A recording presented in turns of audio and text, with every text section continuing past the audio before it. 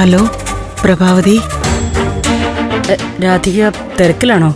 അല്ല പ്രഭാതി, എന്താ കാര്യം പറയൂ. നന്ദന്റെ കാര്യത്തിൽ ഒരു സമാധാനമില്ലാതെയാ ഞാനിപ്പോ രാധികയെ വിളിച്ചത്. ആകെ ഒരു വെപ്രാളം.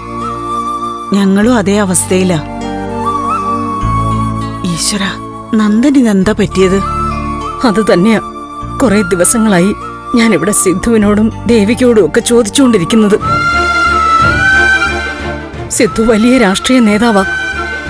ദേവിക നാട്ടിലെ പ്രധാനപ്പെട്ട MLA. അവര് വിചാരിച്ചിട്ടും ഒന്നും തെളിയുന്നില്ല.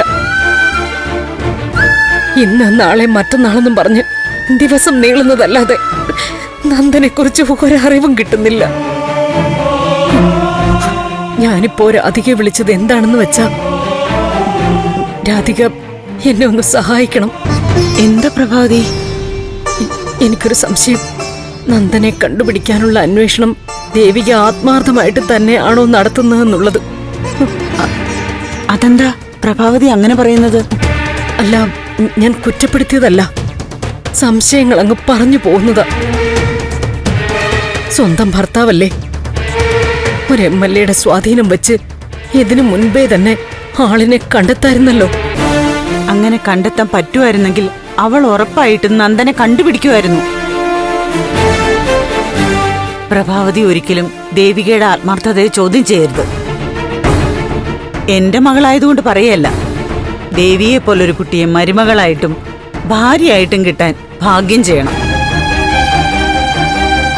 നന്ദൻ എന്ന് പറഞ്ഞ അവളുടെ ലോകമായിരുന്നു. ഭാര്യ എന്ന നിലയിൽ എത്ര വലിയ അപമാന ഒരവസരത്തിൽ അവൾക്കുണ്ടായത്. ഭർത്താവിനെ വേറൊരു പെണ്ണിനോടൊപ്പം ഹോട്ടൽ മുറിയിൽ കണ്ടു. എന്നിട്ടും നന്ദൻ ഇങ്ങനെ സംഭവിച്ചപ്പോ അവള് കഴിഞ്ഞതെല്ലാം മറന്ന് തിരിച്ചു വന്നില്ലേ? അതൊക്കെ ശരി തന്നെയാ രാധികെ, ഞാൻ സമ്മതിക്കുന്നു.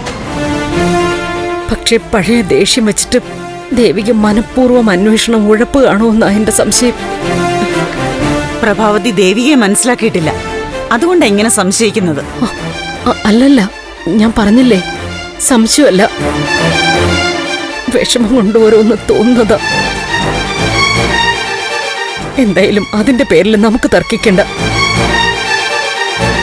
രാധിക ദേവികയോട് സംസാരിച്ച് കാര്യങ്ങളൊന്നും മനസ്സിലാക്കണം. മരുമകളുടെ അമ്മയായിട്ടല്ല, തുല്യ ദുഃഖം അനുഭവിക്കുന്ന കൂട്ടുകാരിയായിട്ടാണ് ഞാനിപ്പോ കാണുന്നത്. ദേവികയോട് രാധിക കാര്യങ്ങളൊക്കെ ഒന്ന് സംസാരിക്കണം. ദേവികയുടെ മനസ്സിൽ എന്താണെന്ന് കണ്ടുപിടിക്കണം. പ്രഭാവതി, അക്കാര്യത്തിൽ പ്രഭാവതിക്ക് ഒരു സംശയവും വേണ്ട. എന്നാലും എന്റെ ഒരു സമാധാനത്തിന് വേണ്ടി ഒന്ന് ചോദിക്കണം. അമ്മയല്ലേ, മക്കളുടെ മനസ്സ് പെട്ടെന്ന് അറിയാൻ പറ്റും. പ്ലീസ്, എന്റെ അപേക്ഷ പരിഗണിക്കണം.